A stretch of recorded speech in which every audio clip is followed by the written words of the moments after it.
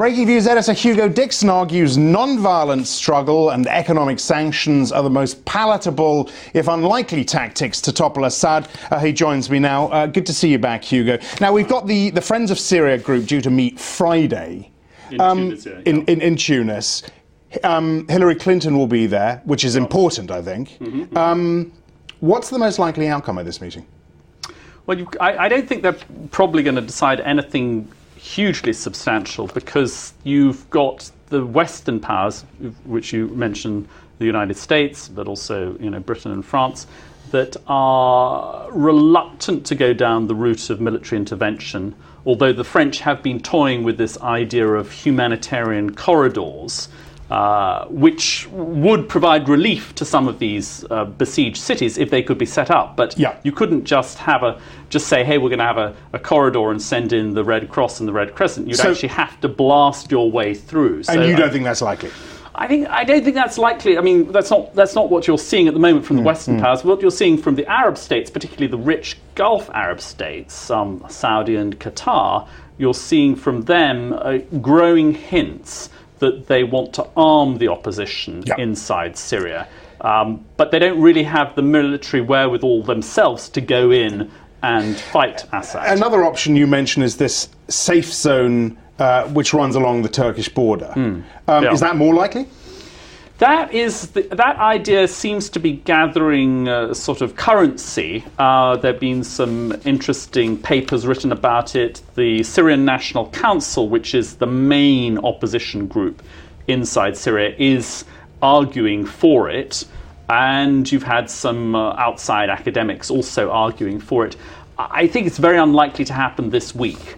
It is the sort of idea, if you had another wave of refugees coming towards Turkey, Turkey might then feel that rather than having all the refugees coming into Turkey, it would like to sort of create a buffer zone the other side of the border. I'd like to mention a couple of big ideas that you've mentioned in your piece and just talk around those. Firstly, non-violent struggle has roughly twice the chance of bringing down dictators as armed struggle.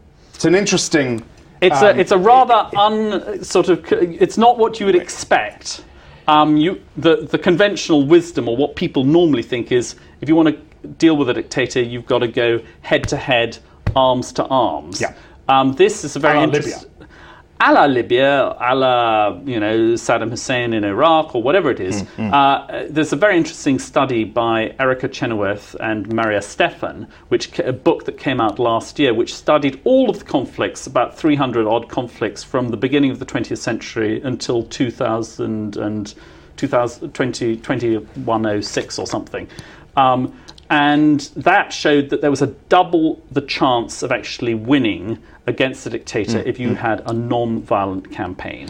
And then the other, which comes on the back of that, the other interesting point, conflicts that turn violent rarely revert to non-violence.